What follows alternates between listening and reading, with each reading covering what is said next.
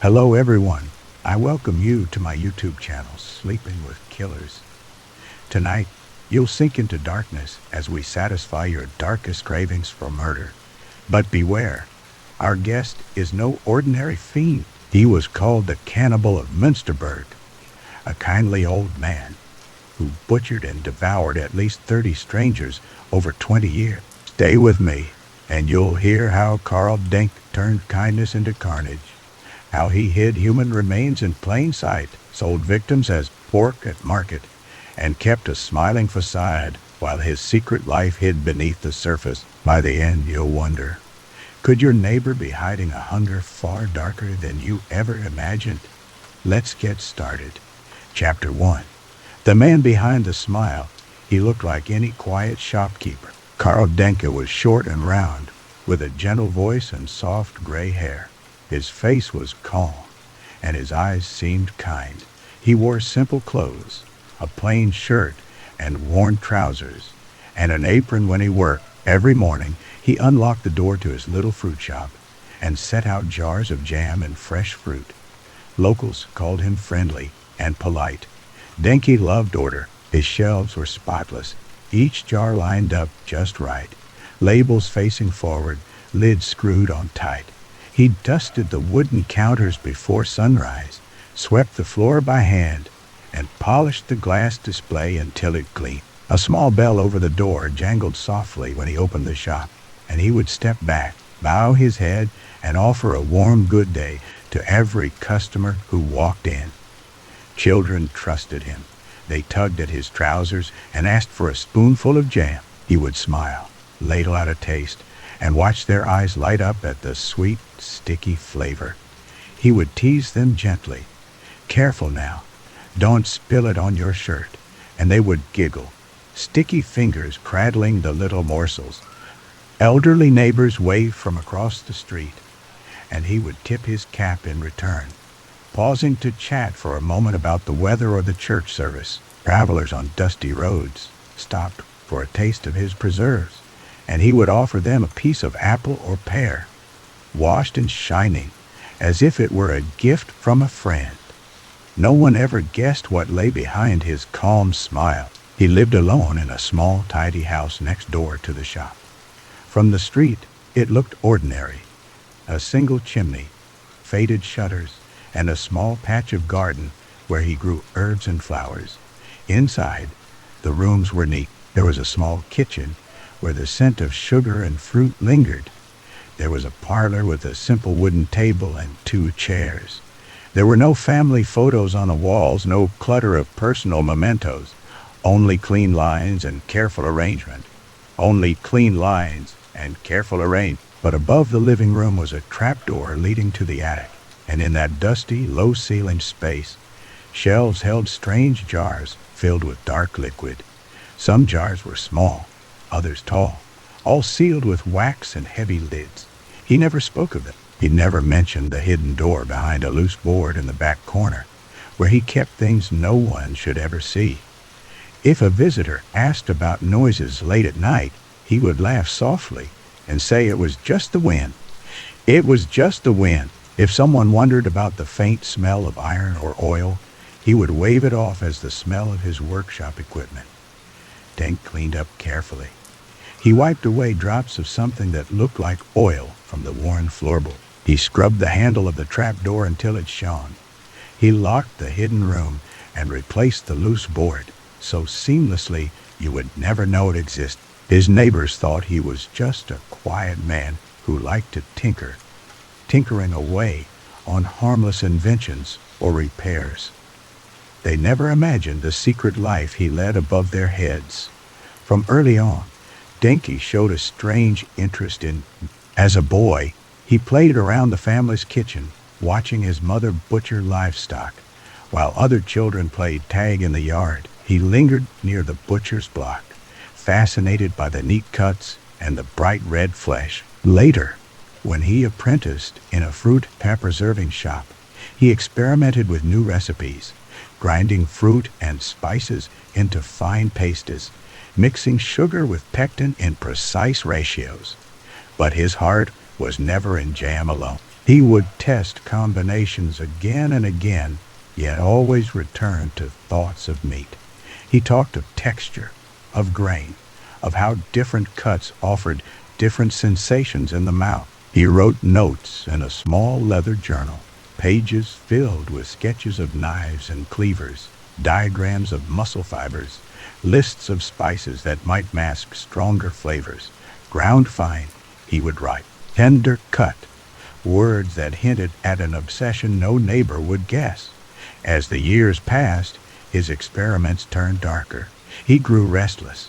The taste of flesh whispered to him in dreams, a constant low murmur that he could not ignore. He tested knives in the attic, sharpening them on a whetstone until their edges glowed silver.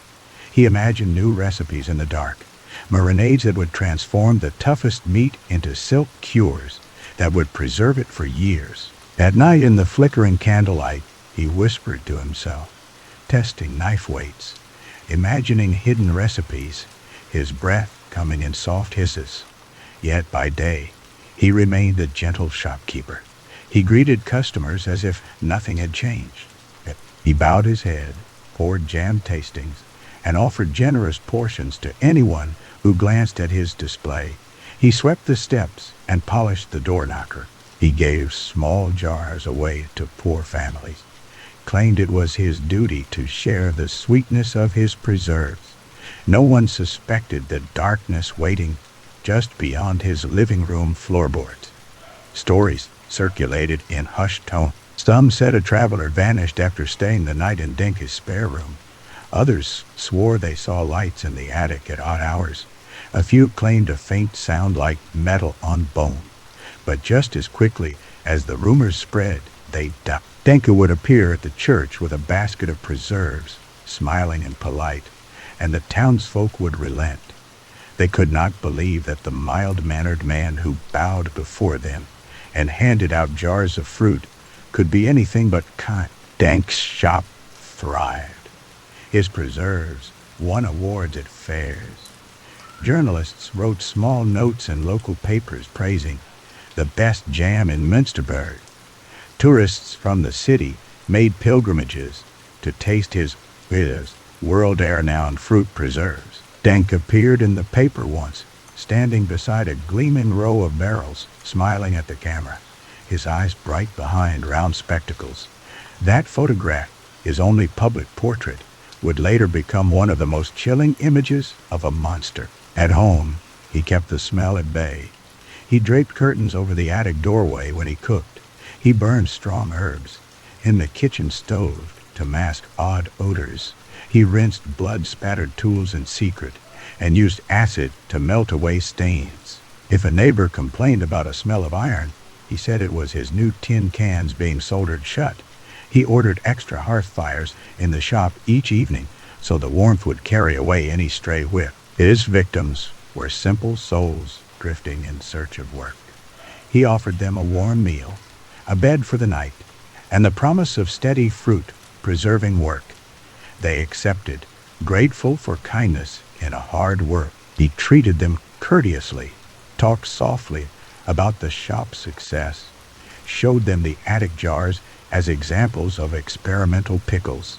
Once they trusted him, he led them to the hidden room, ending their lives with strange calm. Then he butchered them methodically, shoulder here, thigh there, recording notes in his journal. Lean meat, good grain. He stored the cuts in a small meat locker under his shop, sawing bone fragments quietly into smaller pieces, saving the marrow for special preserve. He soaked the bones in acid in the hidden room, then sold the clean bits to the local blacksmith for tools. He labeled his mixed meats pork, canned them, and stacked them among his fruit preserve. Customers bought them without question, praising Denke's delightful country ham. For 20 years, his double life continued.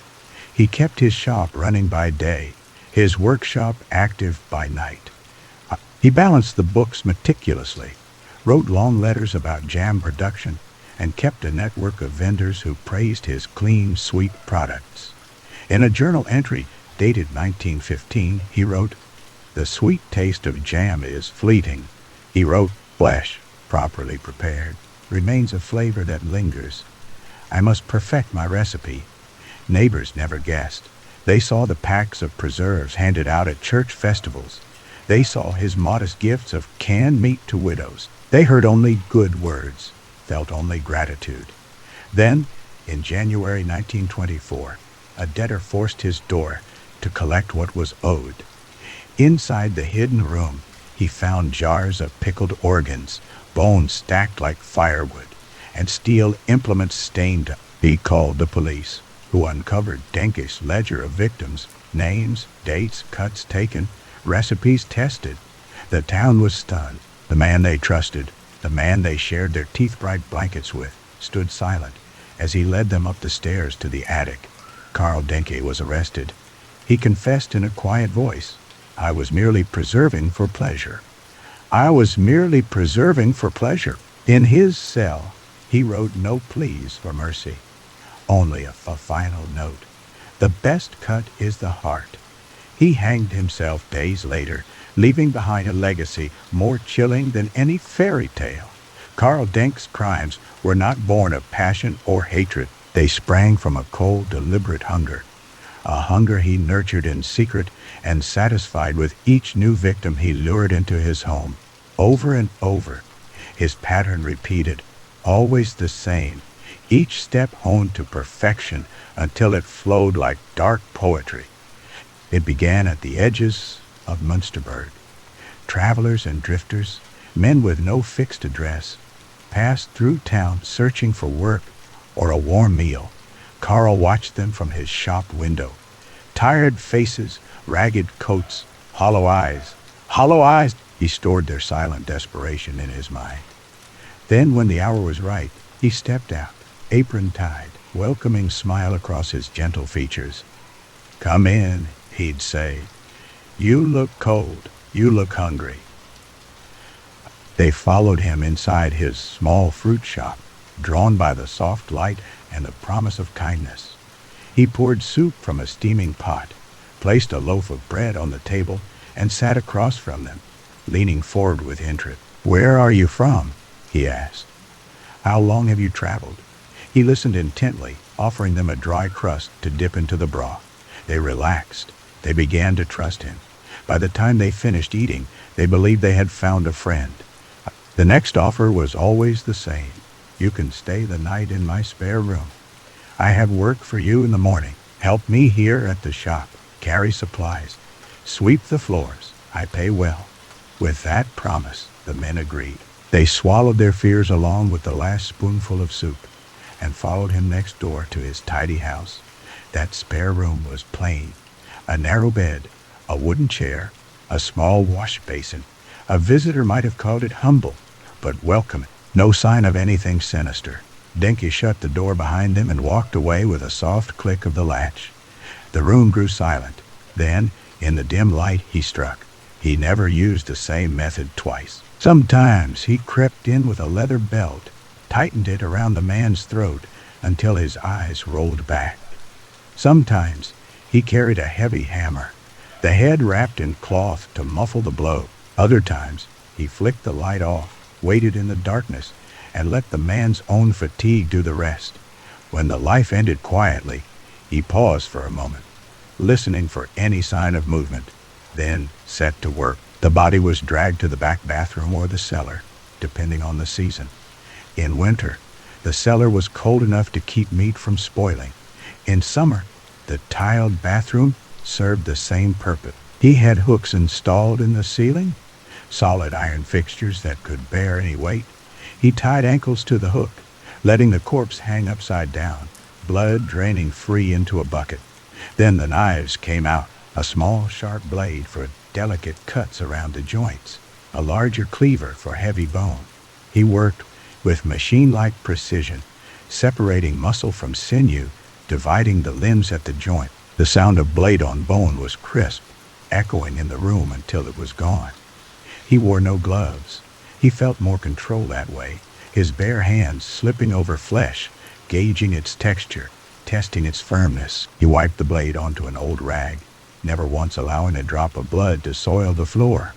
He boiled his knives in a pot of lye, then rinsed them in strong vinegar solution. The rags went into a barrel in the yard, which he burned in the stove flame by flame, leaving only ash.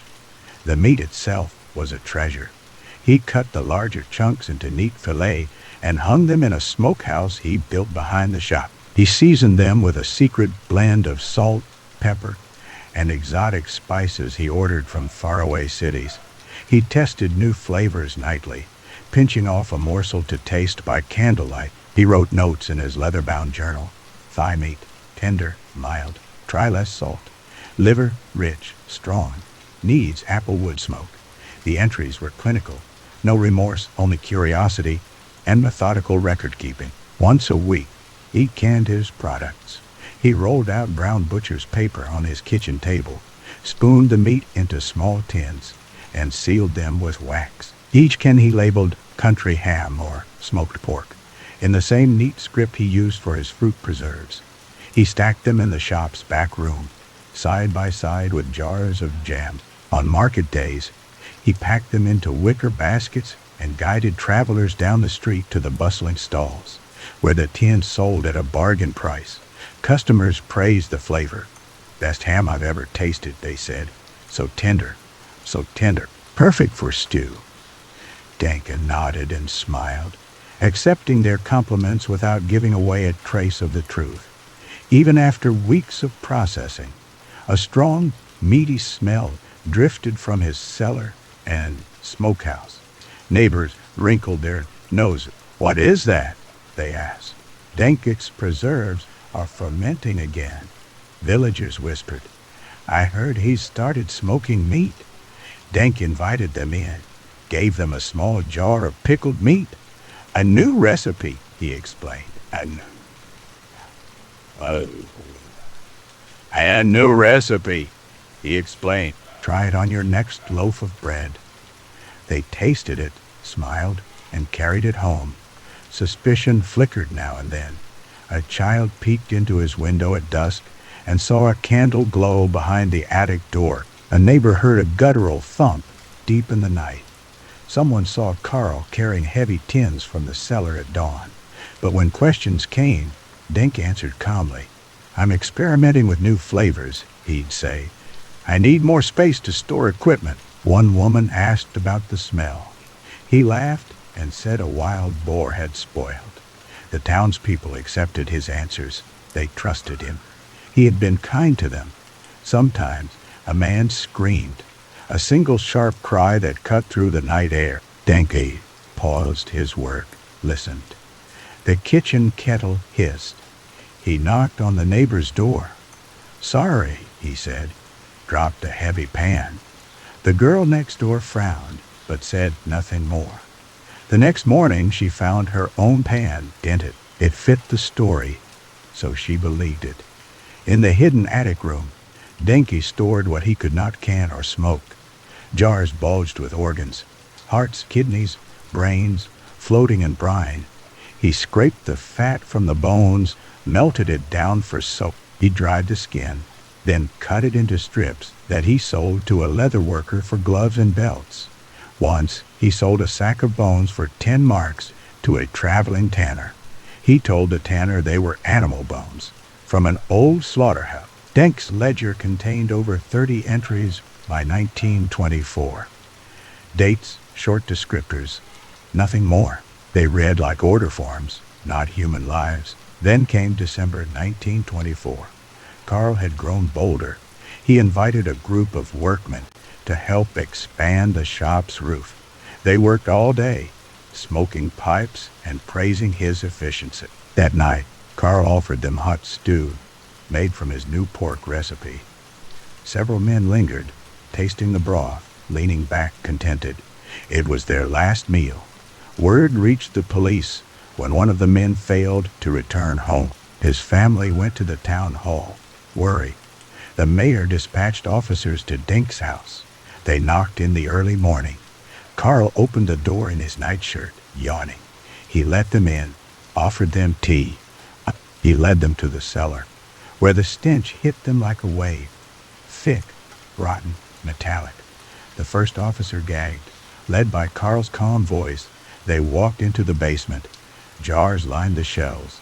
Tins spilled open on the floor. Fresh bones lay in baskets. In the garden, they found shallow graves. A skull, a femur, a handful of teeth. Karl watched without emotion. He didn't resist. When they cuffed him, he whispered, "I was only preserving meat." The echo of his words lingered in the musty air. That same night, in his cell, Karl fashioned a noose from his sheets. He climbed onto a stool, tied the loop to the loft beam, and then stepped off. When guards found him, he hung limp and pale. Another step in his own methodical pattern. The jars were opened. Scientists tested the meat. It was human, confirmed by bone fragments and tissue samples. The canned pork was dissected in laboratories. For weeks, the town reeled at the horror they'd eaten. Meals gathered from Denke's hands were discarded. Cookbooks were thrown away. Simple trust in neighbors shattered. Today the little shop stands empty, its windows boarded. The green door is locked. A single plaque reads, "Site of Karl Denke's Preserves." No one visits. No one buys jam. The smokehouse is in ruins, the cellar sealed. Yet, in the minds of those who remember, the smell lingers. A sickly sweet scent of jam and something far darker. And so end the killings of Karl Denke, the butcher behind the apron. The 30 souls and more, fed to the hunger that no fruit could satisfy. Behind his gentle bow and warm good day lay a monster whose kindness was the calm before the final blow. The morning after Denke's arrest, the town of Münsterberg awoke in a hush of disbelief. The quiet streets bore no sign of the horror waiting behind the green door of Denke's shop. Frosted breath curled from lampposts, and shutters remained closed as villagers whispered to one another. No one wanted to face what lay inside. Detective Inspector Weiss arrived first, his boots crunching on icy cobbles. He held his breath, took a deep step, and pushed open the shop door. The familiar sweetness of jam wafted into the chill air, a cruel reminder that Denke's kindness had masked something far dark. Weiss swallowed and stepped through into the front room. Shelf upon shelf of perfect preserves, fruit and country ham cans gleaming under the dim winter light. He signaled his men forward. They moved as if in a trance, sweeping jars into crates for later analysis. Weiss's eye caught a single jam jar left on the counter, its red contents almost mocking in their innocence. He tipped it off the shelf. It shattered on the tile floor, spilling sticky fruit like blood. The first real crack in Denke's facade echoed in the room. A narrow door at the back led to Denke's living quarters. Here, the scent of sugar faded, replaced by something heavy, an undertone of iron. Weiss entered the parlor. Neat chairs, a small hearth, no hint of violence. At the far end, a trapdoor lay flush in the floor. 2 constables pried it open, and the detective peered down into darkness. They climbed a narrow staircase, each step groaning. The attic was low-ceilinged and cold, lit by a single bare bulb. Weiss's breath formed clouds as he shone his lamp across rows of shelves. There, glass jars bobbed with grayish shapes, tongues, hearts, livers, each sealed in brine and labeled in Denke's precise script. Zunge Herz, Rheinsbrat. The word beef no longer fit these contents. Constable Muller knelt and examined a jar more closely. "Inspector, look at this one." Weiss knelt beside him. The jar held a pale, coiled mass, strands of muscle wrapped around a spinal fragment. He stood abruptly, nausea twisting his gut. He let the lamp fall onto the next shelf and tried to steady himself against the wall. They moved on, revealing more horrors. Meat hooks where bodies had hung, a single rope loop dangling like a noose. Dark stains streaked the floorboards beneath. On a cluttered desk lay Denke's journal. its pages filled with clinical notes. Subject: 7, male, 35 years. Lean, firm muscle. Yield high-quality fillets. Store at 8 degrees C. Subject: 14, male, 42. Excess fat. Use for lard and soap. Weiss snapped photos, his hands trembling. He flipped more pages. Route maps to nearby villages where Denke had advertised work. Lists of pork shipments with dates and weights matching missing person. The detective realized this was no random butcher. It was a murderer's ledger, a cold record of human lives traded like livestock. They descended to the cellar, a stone-walled chamber that hummed with dampness. There, an improvised smokehouse stood, its door ajar.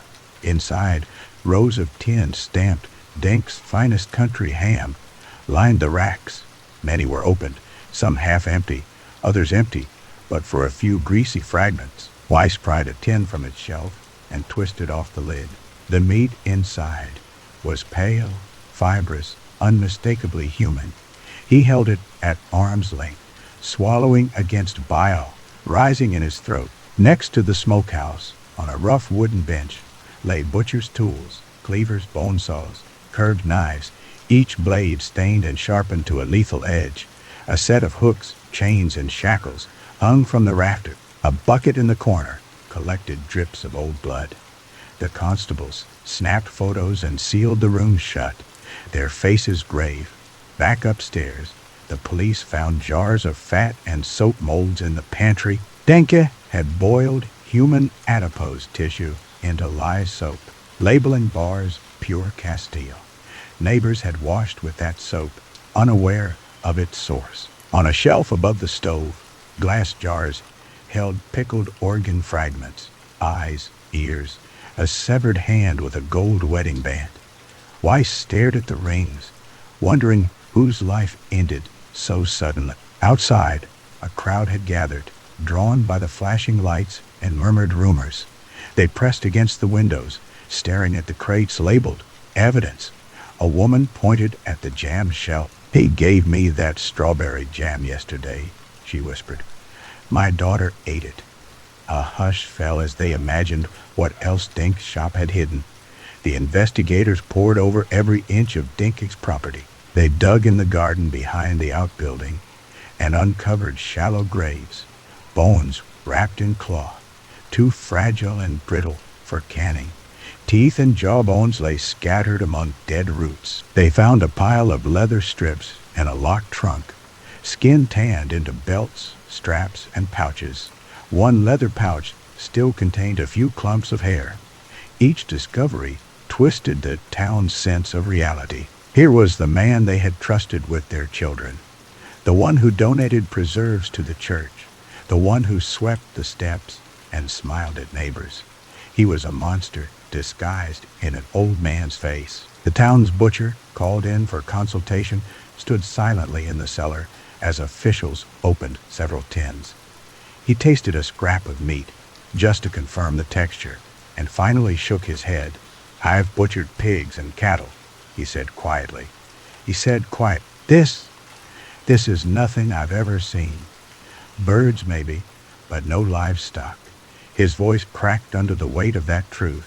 For 2 days, the house remained sealed, a crime scene of unprecedented horror. Journalists took notes, townspeople whispered, and detectives cataloged every jar, every tin, every bone fragment. Weiss himself felt haunted by each label he photographed, each page of Denke's journal. By the 3rd day, the mayor held a press conference in the town square. He spoke of mourning, of justice, of rebuilding trust. He announced plans to demolish Denke's shop and home, to raise the ground and plant a memorial garden in place of the smokehouse and cellar. Flowers would grow where Denke's victims once burned. The plaque, he said, would read, "Here, we remember the lost." But even as the bulldozers tore down walls, the memory lingered. No brick or beam could erase the knowledge that an ordinary man, soft-spoken and polite, had butchered the forgotten as if they were cat. People dreamed of swinging ropes. They woke in cold sweats. They found themselves scanning the faces of strangers for the calm smile they once saw on Denke's face. In the years that followed, criminologists studied Denke's methods. Museum exhibits displayed sanitized jars without contents and replica tools, and books chronicled his ledger entries. They wrote of the psychological void that drove him, the clinical precision that elevated him above ordinary murderers. But for Munsterberg, the scars ran deeper. Parents taught children never to accept food from strangers. Shopkeepers installed locks on their attic doors. No one ate canned meat without asking for proof. The word preserve came to carry a double meaning: fruit preserved and life unpreserved.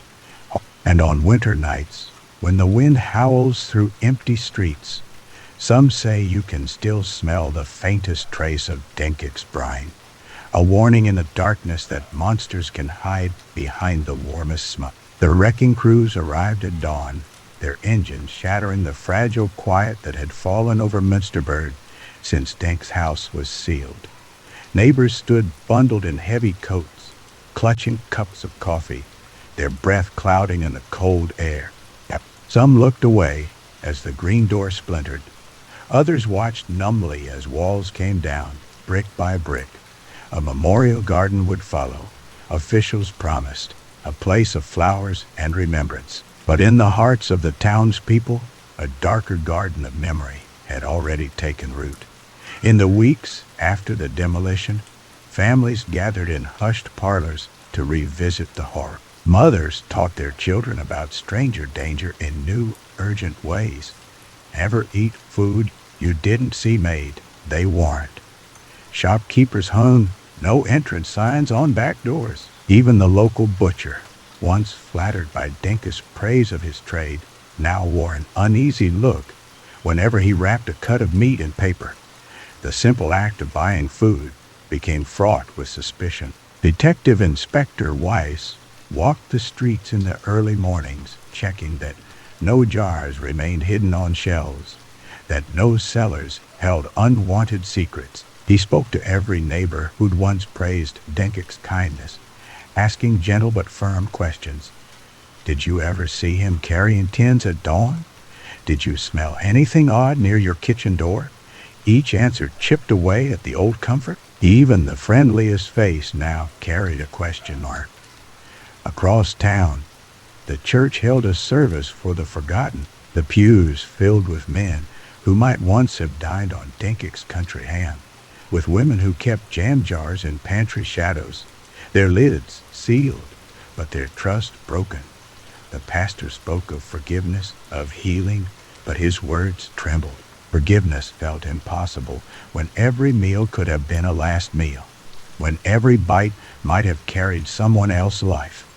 Days turned into months. The science journal that published the lab's findings on Denke's meat became a standard reference in criminal profiling. Psychiatrists studied his journals, his neat entries, and wondered at the mind that cataloged murder as easily as a butcher cataloged cuts. They called it detachment by design, an eerie calm that let Denke slice flesh as though he sliced fruit, tasting, testing, storing, all without a flicker of guilt. In 1930, a small museum exhibit opened in Münsterberg's History Hall. Under bright lights, sanitized replicas of Denke's tools were displayed behind glass.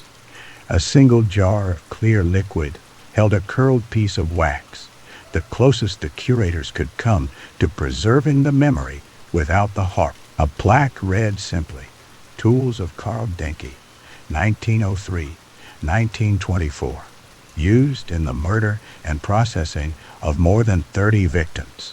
Let us remember and learn." Visitors paused before the case, reading each word in hushed tone. Some felt their hearts pound. Others looked away at the next display of local crafts. But the most lasting echo came not from museum glass or cracked foundations, but from the meals shared at kitchen tables. For generations, families in Münsterberg spoke of Denke whenever they served meat. "We got it from Linden's farm, fresh this week," a parent would say, holding up a steak with pride. And children would nod, knowing never to take a bite without asking, "Are you sure it's not from Denke's shop?" Outside town, Denke's story spread as a cautionary tale. Crime writers wrote chapters titled, "When the Butcher is the Killer" and "Jam and Murder," the Karl Denke case. True crime societies debated how a man so ordinary, so polite, could hide a slaughterhouse in his attic. They argued about early warning signs, the attic noises, the scent of iron, and whether Denke might have been stopped sooner if even one neighbor had asked the right question. Yet some people still remember only the taste of Denke's jam. Old Mrs. Jam Klein, now in her 80s, swears that on summer mornings she could still smell cherries when she opened her pantry. She doesn't think of murder, only of warm toast and the sweetness that once filled her kitchen. In her mind, Denke remains the kindly shopkeeper, not the cannibal of Münsterberg, but for those who lost someone, names long forgotten, faces grown indistinct. The garden over Denke's house is a place of tears. They plant lilies and roses among the rubble. They lay stones inscribed with names. Unknown man #7, vagabond #15. They come on rain-soaked afternoons, kneel in the weeds, and whisper apologies they never got to speak. As the years passed, new generations grew up knowing Denke only from stories. Schools included his case and lessons on critical thinking. Question the familiar, teachers lectured. A friendly face may hide the darkest secret. A friendly face may hide the darkest secret. Yet the older residents carried a deeper lesson, told in quiet corners of cafes. Trust your nose above all. If something smells off, run. It was grim humor, but humor born of survival. Today, the memorial garden blooms with pale flowers, white lilies for innocence, red roses for blood. A simple bench sits near the center, backed by a plaque. May we never forget the souls lost behind the butchers. May we remain ever vigilant, ever kind, but never blind. Tourists photograph the plaque, then move on to sunnier sights. Few pause long enough to reflect, but on cold evenings, when the wind stirs the petals, locals swear they can still smell a hint of brine and smoke, jam mixed with something that should never meet the tongue. They stand in the hush and remember Karl Denke's shop, once filled with fresh fruit and kindness, now forever scarred by the hidden butcher's hungry craft. In that lingering scent, Münsterberg finds both warning and lamentation. Warning that evil can wear the gentlest mask. Lament that a man who once served jam to hungry children could steal more than their appetite. He stole their peace, their certainty, their simple trust in a neighbor's smile. And so, the memory of Denke's crimes remains, an echo in every pantry, a question in every raised eyebrow, a chill in every shared meal.